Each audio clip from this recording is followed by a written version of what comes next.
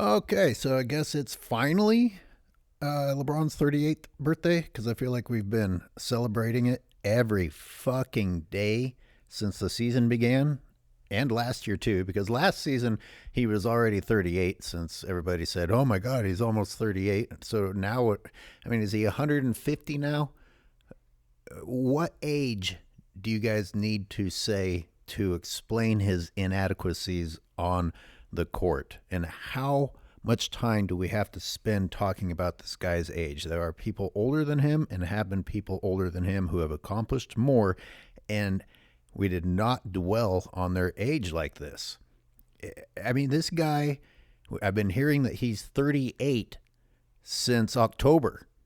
No, that's not true. I've been hearing it since mid-season last season, maybe even the beginning of the season. I mean, anything to exaggerate what this guy has to overcome in order to compensate for his inadequacies. So just say whatever fucking age is going to make you LeBron fans feel okay that he sucks. Whether that's 50, 60, 75, and everyone else, just be prepared. Until this guy retires, we're going to hear the same freaking thing every season. The rate at which this hype media ages LeBron, he should be 700 within the next 10 years. So then we'll have to talk about who did more at their age, Yoda or LeBron. So I guess starting in January, we're going to start saying he's nearly 39, 40. We've been hearing that what he's doing for his age is incredible for the last 4 seasons. So what age exactly are we going to decide that we need to start being impressed that professional athletes are still playing professional sports? And I mean, it's every game, 15 times a game, plus all the talk shows in between the games. It's like there's some sort of a fear that the public could possibly forget that he's 38. I mean, it's not possible. You won't shut up about it for a second. If you think it's impressive, fine, mention it. But this never ceasing to mention it is a little weird. It's like you're compensating. What next? Let's talk about the tweets for a little bit. Maybe with this most recent one where he says he wants to win and give himself a chance to still compete for championships. Playing basketball at this level, just to be playing basketball is not in my DNA. First of all, I can't stand tweeting, especially when it's supposed to be towards someone who you can go and talk to with relative ease. Like literally go upstairs to the office, or teammates that tweet shit about each other instead of looking each other in the eye and saying it. I mean, if you can't look each other in the face and say it, there's probably something fundamentally wrong with your message. You know, it's fine to be critical, but if you're being critical and truthful and constructive, you should be able to say it to the person. Now, when you're being a passive-aggressive bitch, well, then you get tempted to do cowardly things like tweet. Tweeting is cowardly. And when LeBron takes shots at the front office, which he does pretty often, that's cowardly. As if he couldn't get a face-to-face with anyone that he wanted. Be classy.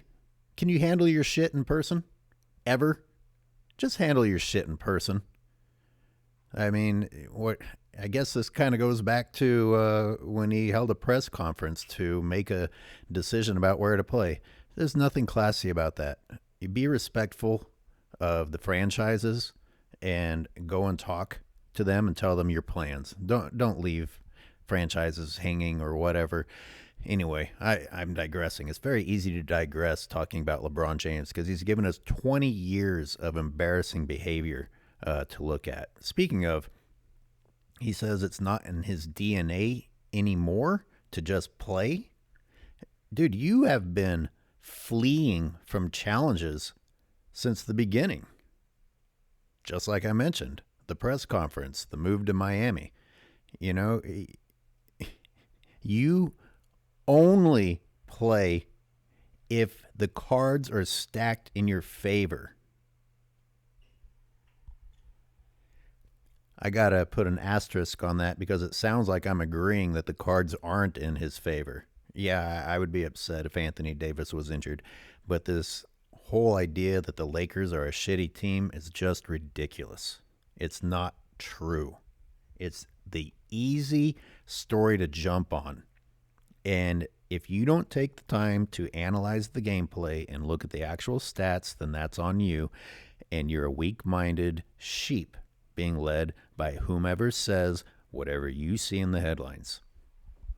Speaking of headlines, I'm not done shitting on his tweets. By the way, I'm still confused about the how long will you be taken for granted one. Was that a passive-aggressive shot at the front office, supposedly squandering him, or was this a shout-out to Austin Reeves? Because the next line was, keep going, kid. However, LeBron could be talking to himself in a tweet given his self-absorbed state of mind. Keep going, kid, talking to himself. I don't know. Most of the media said it was a passive-aggressive shot, but I personally thought maybe it was a shout-out to Austin Reeves. You guys tell me. One thing I really hate, and this goes with tweeting, this goes with talking trash on the ball court, and that is people who talk and don't back it up, and there aren't any consequences.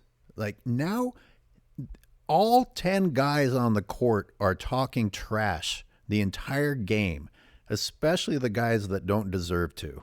I mean, I don't know if I can give 80% of the blame to the LeBron James influence, but it's not cool and it's not respectable. For example, me saying that LeBron James is a hideous beast is not only true, but it's backed up by the fact that AOH is really good looking. The whole point of talking trash is supposed to be when you can back it up, because that's what made it cool. It's like, oh man, he said it and backed it up. Now people don't have to back up a damn thing. And you got these new stars like Ja Morant who just talk endlessly. You know, even if it was true that Ja could smoke Jordan, you're talking about something that no one can ever prove. You're talking about talking shit about an old man, and we all know that you would never, ever, ever have to back it up. And him talking shit about not being worried about anyone in the West and then losing, you should be ashamed of shit like that. But it's just par for the course now. Say whatever you want to. And LeBron James is no different and maybe the worst about it. Talking about what his shoulders were built to do and carrying. Saying, keep that same energy, please. I'm just asking you. Keep that same energy. And then nothing. You know, if you're gonna be that brave and that bold, you need to back it up. If your entire squad gets injured and they have to bring in 4 guys from the G League, you'd better back it up. You'd better prove everyone wrong beyond a shadow of a doubt. This whole shit about, oh, we need to trade for more superstars, otherwise LeBron doesn't have help. I mean, that's just embarrassing. I don't know how people don't understand that that's not embarrassing. You're supposed to overcome the odds, not win when everything is stacked in your favor. What else? Oh, what else did he delete? Deleting them. I mean, how weird is it to delete something? Dude, you either fucking meant it or you didn't. Deleting things that you said?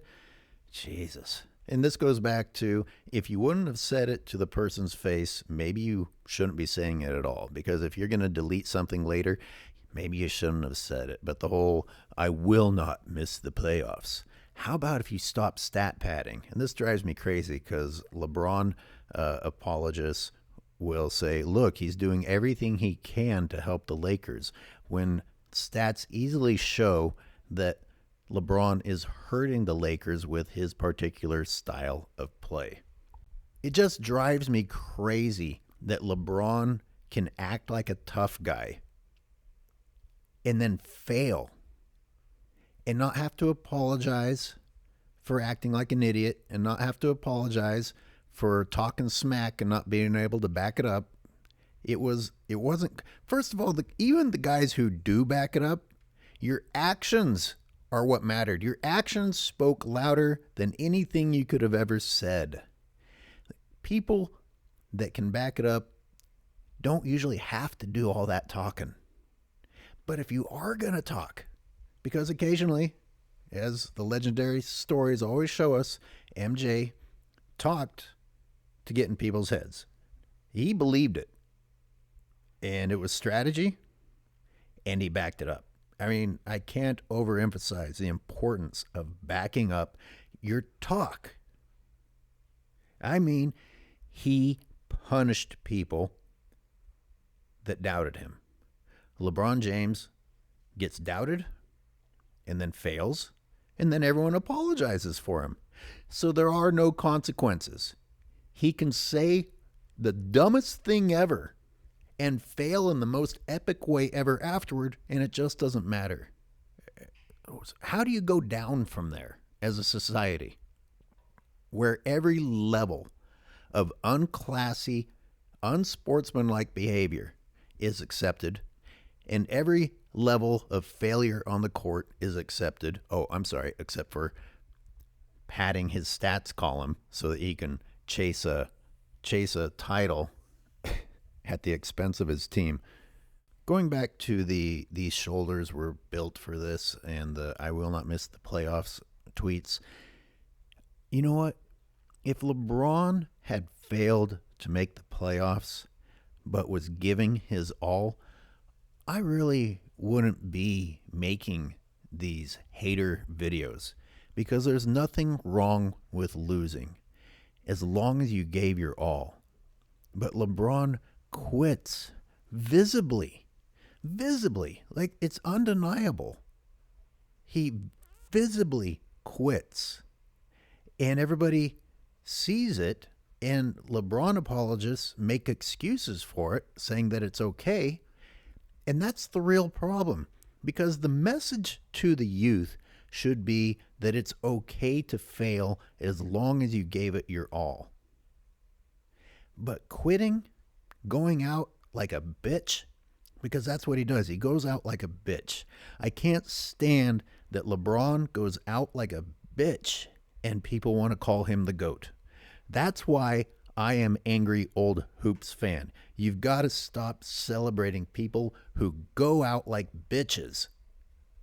If I watched a game and truly felt that LeBron gave everything he had and did everything possible for his teammates, rather than not even getting across half court half the time, quitting on plays, complaining, and you know what? Flopping might get you the foul calls you need and the free throws that help get you the couple of points that make the difference in winning or losing, but it's not respectable. I'm sorry, it's not, and I hate that it's becoming a norm.